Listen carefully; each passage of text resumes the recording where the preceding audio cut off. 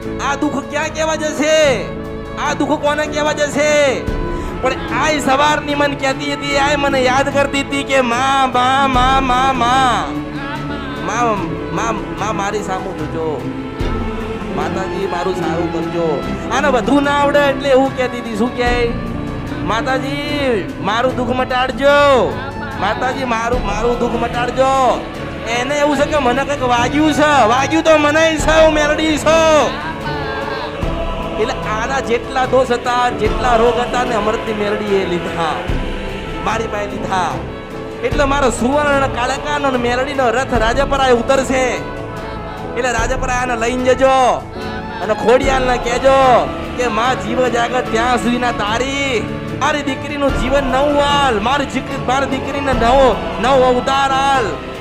દુનિયાએ જે કીધું હોય પણ માં તું અમારી નામે તારા